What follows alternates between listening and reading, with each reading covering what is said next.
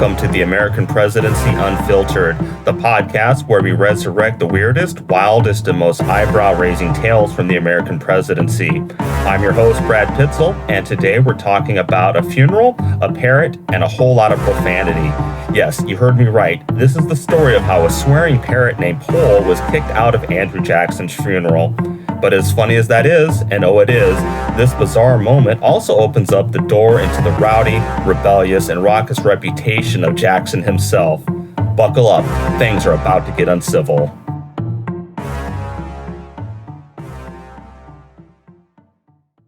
The American Presidency Unfiltered is brought to you by politicaltradingcards.com. Grab a piece of history with the latest trading cards for leaders on the left and the right. politicaltradingcards.com. Let's set the stage. It's June 1845. The 7th President of the United States, Andrew Jackson, has just died at his plantation, the Hermitage in Tennessee. Dignitaries, family members, and admirers just gathered for his funeral. All the somber boxes are checked. Black veils, weeping attendees, long-winded eulogies. But then something goes hilariously off script. Jackson's pet parrot, a gray African parrot named Paul, is brought in.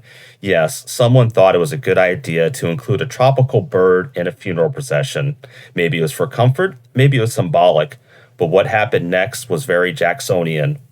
According to the Reverend William Menifee Normant, who was actually there, the parrot began cursing and screaming loudly, repeatedly, in what was described as shocking profanity. And not like PG-level parrot squawking. We're talking on full-on sailors on leave, 19th century obscenities. Eventually, Paul had to be removed from the ceremony, ejected from Jackson's funeral for being too vulgar. Which brings us to the question, why did the parrot know so much profanity in the first place? Spoiler alert, it was probably Jackson. Now, parrots are only as foul-mouthed as their teachers, and Jackson, well, he wasn't exactly Emily Post. Before he became president, Jackson was already a legend on the frontier.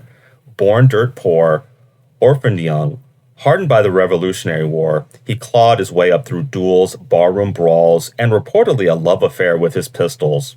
He fought in at least 13 duels, and in one particular one, he killed a man, Charles Dickinson. After being shot in the chest, Jackson just kept standing, then shot back.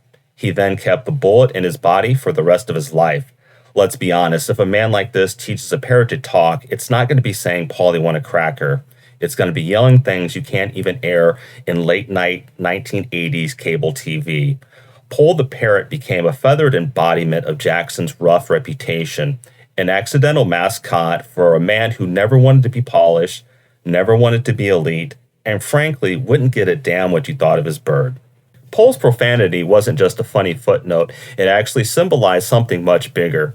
Jackson's critics, mostly wealthy aristocrat elites, hated his unvarnished style. They called him a tyrant, a vulgarian, and even king mob after he opened up the White House to the general public and they trashed it like a fraternity house on homecoming. The parrot scandal at his funeral just reinforced everything they already believed, that Jackson was crude, undignified, and unfit to lead a civilized republic. His supporters, on the other hand, farmers, laborers, frontier folks, they loved that roughness. To them, Jackson wasn't crude, he was real. He was one of them. He spoke plainly, acted boldly, and didn't apologize for it. So when critics clutched their pearls about a foul-mouthed bird, Jackson's base probably just laughed and said, sounds about right. In a way, Paul was the ultimate symbol of Jacksonian democracy, chaotic, unpredictable, and definitely anti-elite. So what are we supposed to make of this? Is Jackson remembered as a rough-cut populist or a dangerous demagogue? The truth is both. He was a war hero at the Battle of New Orleans, a populist who expanded voting rights to white men without property, and a founder of the modern Democratic Party. But he was also the man who forcibly removed Native Americans via the Indian Removal Act, an act that led to the Trail of Tears. He also fought the National Bank with a personal vendetta. He reshaped the presidency with a temperament more brawler than statesman. Jackson broke the mold, and people either loved him or they loathed him. Paul, his parrot, is a hilarious microcosm of that tension, Was the Parrot a disgrace, or just being authentically Jackson? Was it an embarrassment, or a final feathered middle finger to the Washington elite? Either way, we remember it. And in the world of legacy, being unforgettable isn't the worst fate. So the next time someone says history is boring, you could tell them about the time a parrot got kicked out of a presidential funeral for swearing too much. And remember, whether it's rough riding general, scandalous bird, or class war with feathers, America's past is never quiet. Thanks for listening to the American Presidency Unfiltered. If you enjoyed this episode, be sure to rate, review, and subscribe. And if you didn't enjoy it, just know we have a parrot trained just to respond to you accordingly. Until next time, keep your history weird and your parrots PG rated.